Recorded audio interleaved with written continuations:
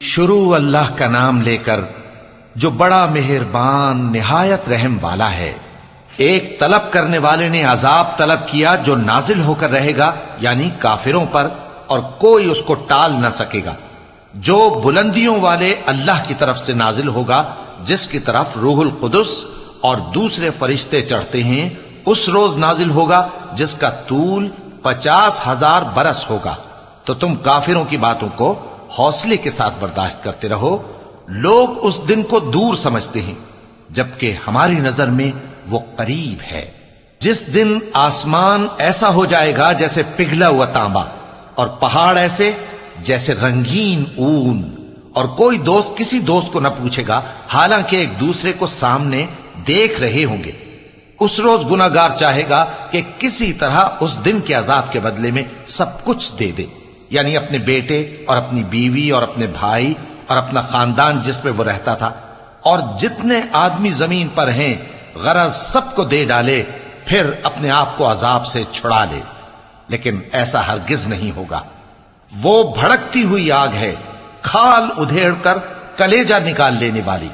وہ ان لوگوں کو اپنی طرف بلائے گی جنہوں نے دین حق سے اعراض کیا اور منہ پھیر لیا، اور مال جمع کیا، پھر سینت سینت کر رکھا۔ کچھ شک نہیں کہ انسان کم حوصلہ پیدا ہوا ہے۔ جب اسے تکلیف پہنچتی ہے تو گھبرا اٹھتا ہے، اور جب ملتا ہے اس کو مال تو بخیل بن جاتا ہے۔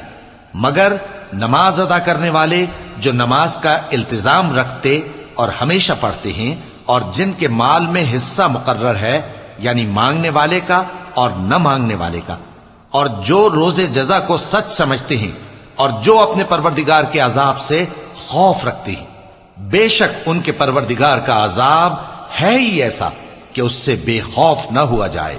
اور جو اپنی شرمگاہوں کی حفاظت کرتے ہیں مگر اپنی بیویوں یا باندیوں سے کہ ان کے پاس جانے میں انہیں کچھ ملامت نہیں، اور جو لوگ ان کے سوا اور طریقے ڈھونڈیں تو وہ حد سے نکل جانے والے ہیں، اور جو اپنی امانتوں اور اپنے عہد و پیمان کا پاس کرتے ہیں، اور جو اپنی گواہیوں پر قائم رہتے ہیں، اور جو اپنی نماز کی پابندی کرتے ہیں، یہی لوگ جنتوں میں عزت و اکرام سے ہوں گے۔ تو اے نبی، ان کافروں کو کیا ہوا ہے کہ تمہاری طرف دوڑے چلے آتے ہیں، دائیں اور بائیں سے گروہ گروہ ہو کر جمع ہوتے جاتے ہیں؟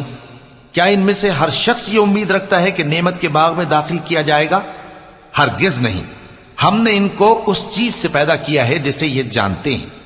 پس مشرقوں اور مغربوں کے مالک کی قسم کہ ہم طاقت رکھتے ہیں، یعنی اس بات پر کہ ان سے بہتر لوگ بدل لائیں، اور ہم عاجز نہیں ہیں۔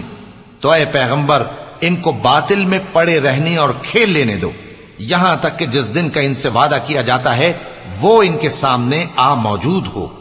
اس دن یہ قبروں سے نکل کر اس طرح دوڑیں گے جیسے کسی مقابلے کے نشان کی طرف دوڑے جا رہے ہوں۔ ان کی آنکھیں جھک رہی ہوں گی اور ذلت ان پر چھا رہی ہوگی۔ یہی وہ دن ہے جس کا ان سے وعدہ کیا جاتا تھا۔